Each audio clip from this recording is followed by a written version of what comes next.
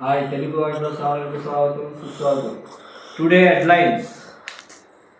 హైదరాబాదులో ఒలింపిక్స్ నా లక్ష్యం, క్రీడల్లో సత్తా సాటితే ప్రభుత్వ ఉద్యోగం.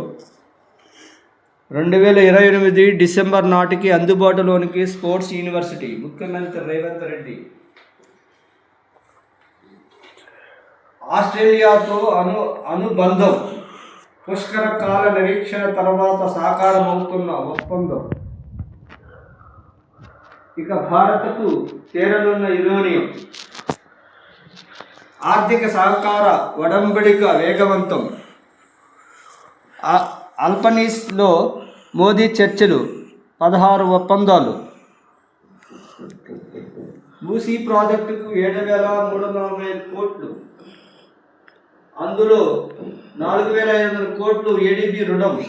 రాష్ట్ర ప్రభుత్వం వాటా 2,845 కోట్లు. జోన్ 1 పనులు పరిపాలన అనుమతి ఇచ్చిన ప్రభుత్వం.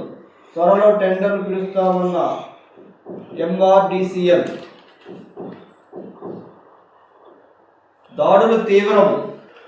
ఇరాన్లో అణు విద్యుత్తు కేంద్రం సహా పలు ప్రాంతాలపై బాంబుల వర్షం. 90 లక్ష్యాలపై ఇరుసుకుపడ్డ అమెరికా. భారత్కు కీలకమైన సౌబాహార్ పోర్టు పైన ప్రతీక. బహ్రెయిన్, కువైట్, జోర్డాన్, ఖతార్లో సైనిక స్థావరాలపై ఇరాన్ క్షిపణులు, డ్రోన్లతో దాడి. ఈసారి గురి తప్పద్దు, స్థానిక సమస్యలపై పోరాడాలి. అప్పుడే ప్రజల్లో తన కోసం భాజపా నేతలు ఉన్నారనే విశ్వాసం కలుగుతుంది. పార్టీ శ్రేణులకు కేంద్ర మంత్రి జేపీ నడ్డా దిశానిర్దేశం. బండి భగీరథకు షరతులతో కూడిన బెయిలు. నేడు తుది విడత రైతు భరోసా సాయం. కృష్ణమ్మ బెంగను గోదావరి తీర్చే. సీతారాం ప్రాజెక్టు ద్వారా సాగర్ కాలువలోనికి నీరు. ఉమ్మడి ఖమ్మం జిల్లాలకు తీరనున్న నీటి కష్టాలు.